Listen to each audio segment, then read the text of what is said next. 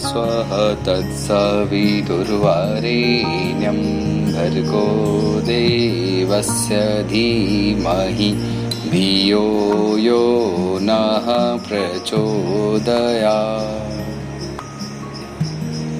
प्रणाम, मैं आशीष कुमार, देव संस्कृत विश्वविद्यालय आप सभी का स्वागत करता हूँ।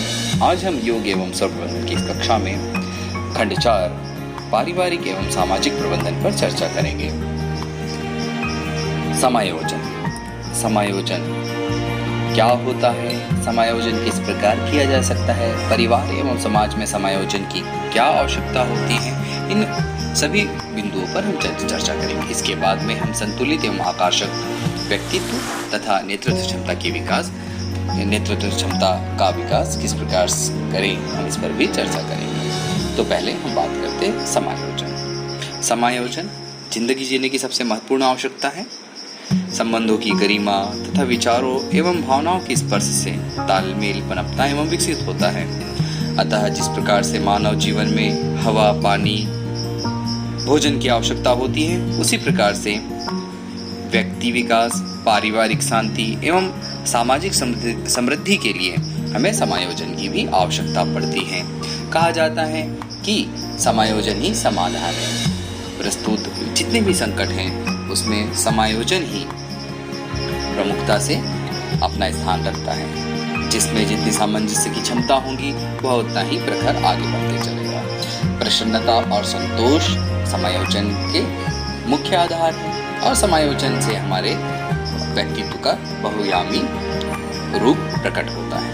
समायोजन के 3 प्रकार बताए गए हैं: व्यक्ति का स्वयं से समायोजन, व्यक्ति का व्यक्ति से समायोजन तथा व्यक्ति का परिस्थितियों से समायोजन। जब भी हम एडजस्टमेंट की बात करते हैं तो विभिन्न बाधक तत्व होते हैं। ये बाधक तत्व हमारा अहंकार होता है। जैसे हमें किसी की बात का बुरा लग जाना, हमारे स्वार्थ, यदि हमारे स्वार्थ की पूर्ति ना हो तो भी हमें जीवन जीने में तकलीफ होती है।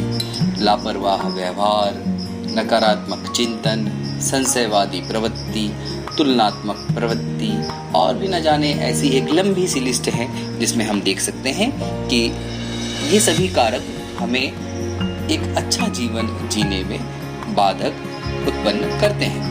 अब इन बाधक तत्वों को हम कैसे सहायक तत्व में बदल सकते हैं? तो उसके लिए हमारे जीवन में सहनशीलता, क्षमा, सहयोग, अपेक्षा का अभाव, संवेदनाओं को समझना पड़ेगा, भावनात्मक परिपक्वता होनी चाहिए, व्यक्तिपरक व्यवहार हमें आना चाहिए और इन सबसे बढ़कर ईश्वर विश्वास होना चाहिए।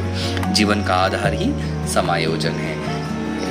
ये जो जीवन मिला है इसमें हमें बचपन से लेकर मृत्यु तक बहुत सारे सामंजस्य बैठाने पड़ते हैं, समायोजन करना होता है, एडजस्टमेंट करना होता है, तभी हम सुखपूर्वक, शांतिपूर्वक और समृद्धशाली जीवन जी पाते हैं। समायोजन का तात्पर्य यह भी नहीं लिया जाना चाहिए कि हम निठल्ले बैठे, आलसी करते हुए बैठे। समायोजन हमें क्रियाशीलता देता है।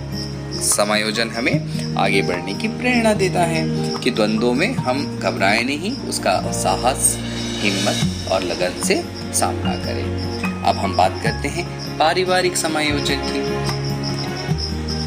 पारिवारिक समायोजन परिवार में क्यों आवश्यक है? कहा गया है कि परिवार एक प्रयोगशाला है, एक तपस्थली है। अब इस तपस्थली में हमें तपना होता है, इस प्रयोगशाला में हमें प्रयोग करने होते हैं। दिन प्रतिदिन विभिन्न परिस्थितियाँ हमारे जीवन में आती हैं, तो उन परिस्थितियों में घबराना नहीं है, चिंता नहीं करना है, हमें शांतिपूर्वक आगे बढ़ना है। परिवार में सहकारिता, सम्मान और सहयोग का भाव हो। भारतीय समाज में पारिवारिकता किस प्रकार की है? सहयोग, सहकार, भावनात्मक प्रगाढ़ता, पारस्परिक प्रेम, आत्म अनुशासन, एक दूसरे के लिए त्याग की सद्प्रवृत्तियां हमारे भारतीय समाज की परिवार की आधारशिला है। परिवार निर्माण के पंचशील बताए गए हैं कि हर परिवार में ये 5 चीजें अनिवार्य रूप से होनी चाहिए। पहले कि परिवार का हर सदस्य श्रमशील हो, सभ्य हो, शालीन हो, शिष्टाचारी हो। हमें मितव्ययी बनना चाहिए, हमें अपव्यय नहीं करना चाहिए धन का। सुव्यवस्था घर के छोटे से छोटे कार्य में भी हमें सहयोग करना चाहिए और परस्पर सहकारिता से घर में रहना चाहिए। पारिवारिक पंचशील के सिद्धांत। अब हम परिवार में किस प्रकार से समायोजन कर सकते हैं। परस्पर एक दूसरे को आदर भाव से देखना, अपनी भूल को सहजता से स्वीकार करना, किसी के भी आंतरिक मामलों में हस्तक्षेप न करना, भेदभाव न करना और विवादों से निष्पक्ष निपटारा करना। इस प्रकार हम देखेंगे कि हमारा परिवार एक श्रेष्ठ संस्कारवान परिवार बनते चले जाएगा। अब हम बात करते हैं संतुलित एवं आकर्षक व्यक्तित्व पर। व्यक्तित्व हमारे जीवन की पहचान है। मनुष्य के चिंतन के अनुसार ही उसका चरित्र बनता है और यही उसके व्यक्तित्व के गढ़ने में महत्वपूर्ण आधार होता है। इन्हीं सब का समग्र रूप व्यक्तित्व कहलाता है। इसलिए संतुलित एवं आकर्षक व्यक्तित्व बनाने के लिए उन्हीं बातों पर ध्यान देना होगा जो व्यक्ति के चरित्र और चिंतन में समाहित होते हैं। व्यक्तित्व परिष्कार के नियमित किए जाने वाले उपक्रम। व्यक्तित्व का परिष्कार प्रतिदिन के अभ्यास से होता है। पहले अपने वचन की रक्षा करना, दिन में प्रतिदिन अच्छे कार्य करना, विश्वास योग्य होना, दूसरों की भी सुनना, अपनी गलतियों के लिए विनम्रता पूर्वक क्षमा मांगना और उचित की ही इच्छा करना। व्यक्तित्व विकास के महत्वपूर्ण बिंदु। व्यक्तित्व के समग्र विकास का केंद्र बिंदु अंतर्प्रज्ञा। ये एक बहुत ही श्रेष्ठ वर्ण है अंतर्प्रज्ञा, जिसमें हम विवेकशीलता की बात करते हैं। मनुष्य जीवन का उद्देश्य समझे कि भगवान ने हमें यह जीवन क्यों दिया है। उत्कृष्ट विचारों के विकास को सर्वोपरि महत्व देना। विचार बदले तो माहौल बदले, परिस्थितियां बदले। मानव जीवन का अपना लक्ष्य निर्धारित करें और इस मानव जीवन का सदुपयोग करें, तब हम अपनी नेतृत्व की क्षमता का विकास कर पाएंगे। नेतृत्व क्षमता का विकास व्यक्तित्व में सामंजस्य एवं दिशा देने वाले गुणों के विकास से होता है। नेतृत्व करने वाला व्यक्ति अनुभवी, दूरदर्शी, परिस्थितियों का उचित मूल्यांकन करने वाला होता है। नेतृत्व क्षमता एक कला है जिसे आसानी से सीखा जा सकता है। नेतृत्व क्षमता की कुछ विशेषताएं एवं गुण।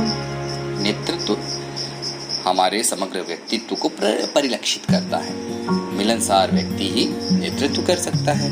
दुराग्रह से दूर रहना चाहिए। प्रत्येक परिस्थितियों के लिए तैयार रहना चाहिए। सकारात्मक प्रयास करें, अच्छाइयों को देखें, आलोचना तथा निंदा का सम्मान करें, नवीन योजनाएं बने, दृढ़ निश्चय बने।